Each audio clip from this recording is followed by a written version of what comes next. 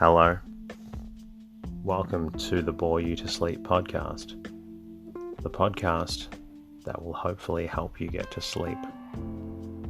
I am going to read an open source book, one that is not particularly interesting, but one that is hopefully boring enough to get you to sleep. This is episode 1. Enjoy.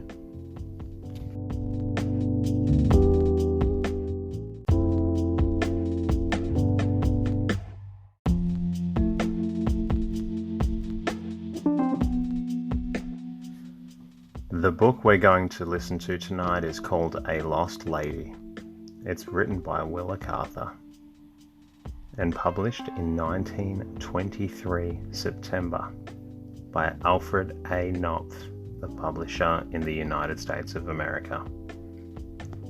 It tells the story of Marion Forrester and her husband, Captain Daniel Forrester, who live in the western town of Sweetwater, along the Transcontinental Railroad.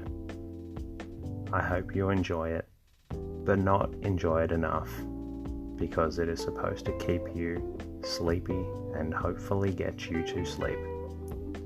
Enjoy.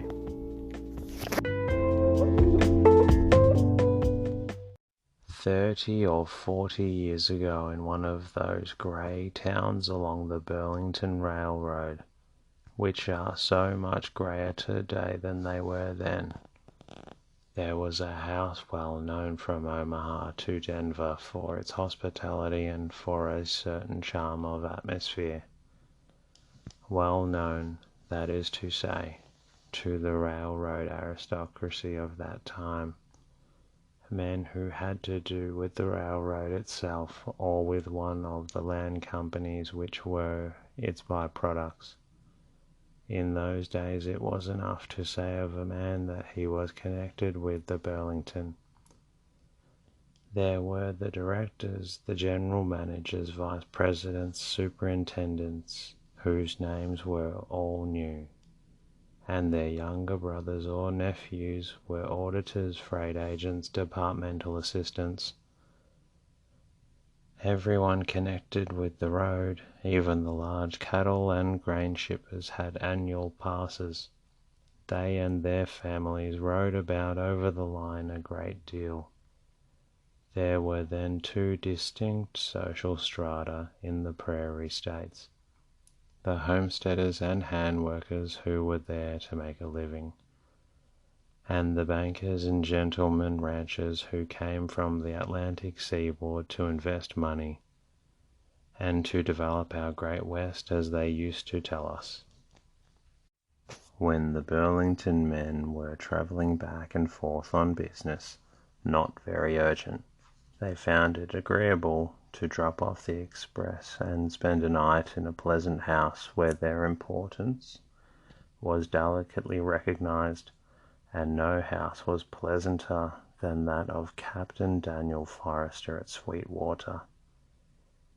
Captain Forrester was himself a railroad man, a contractor who had built hundreds of miles of road for the Burlington, over the sagebrush and cattle country, and on up into the Black Hills.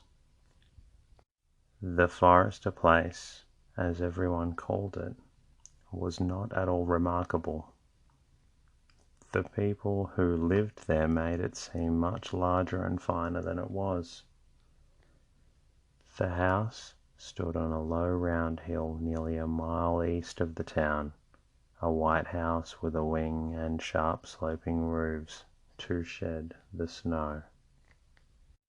It was encircled by porches, too narrow for modern notions of comfort, supported by the fussy, fragile pillars of that time, when every honest stick of timber was tortured by the turning lath into something hideous. Stripped of its vines and denuded of its shrubbery, the house would probably have been ugly enough. It stood close into a fine cottonwood grove that threw sheltering arms to left and right and grew all down the hillside behind it. Thus placed on the hill, against its bristling grove. It was the first thing one saw on coming into Sweetwater by rail, and the last thing one saw on departing. To approach Captain Forrester's property, you had to first get over a wide sandy creek which flowed along the eastern edge of the town. Crossing this by the footbridge or the ford, you entered the captain's private lane, bordered by Lombardy poplars with wide meadows lying on either side.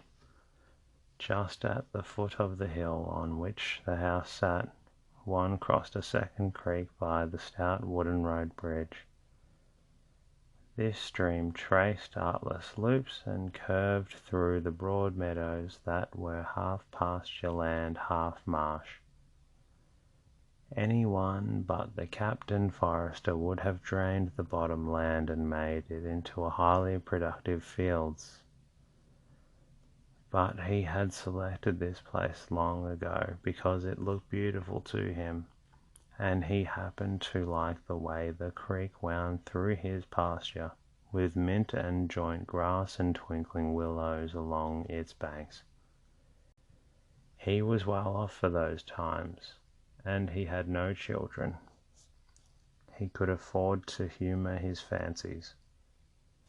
When the captain drove friends from Omaha or Denver over from the station in his Democrat wagon, it gratified him to hear these gentlemen admire his fine stock, grazing in the meadows on either side of his lane,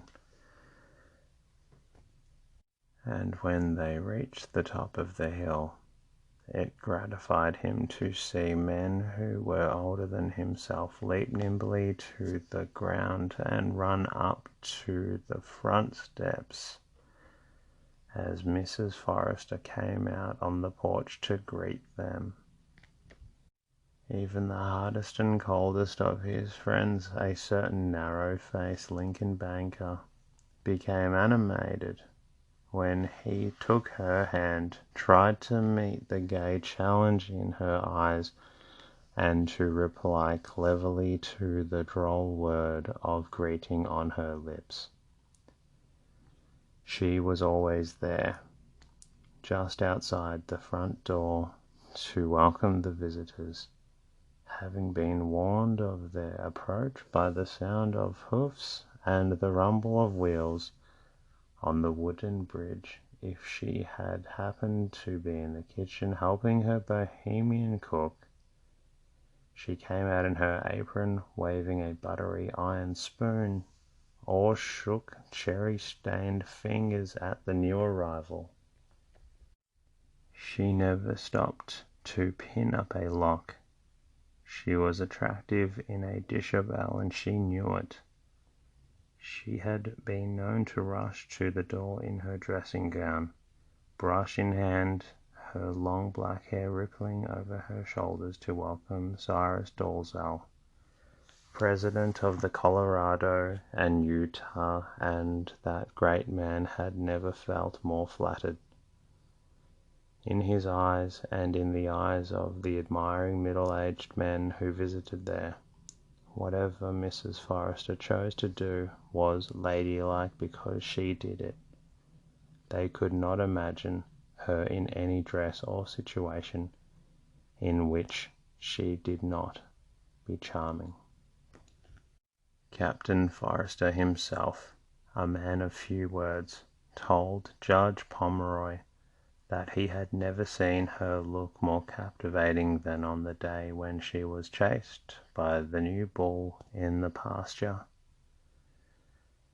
She had forgotten about the bull and gone into the meadow to gather wild flowers.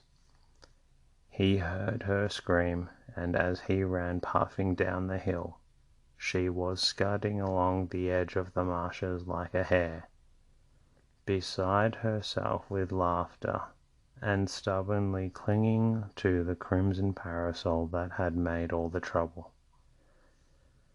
Mrs. Forrester was 25 years younger than her husband, and she was his second wife. He married her in California, and brought her to Sweetwater a bride. They called the place home even then, when they lived there but a few months out of each year. But later, after the captain's terrible fall with his horse in the mountains, which broke him so that he could no longer build railroads, he and his wife retired to the house on the hill. He grew old there, and even she, alas, grew older.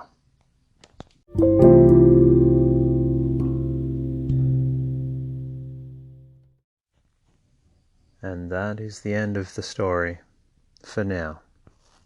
I hope that you enjoyed it to a certain extent, but not enough so that it keeps you awake. You're welcome to listen to one of the other stories and hopefully fall asleep to one of them. At least get you sleepy and rested. Thank you for listening, and keep enjoying the stories for as long as you like.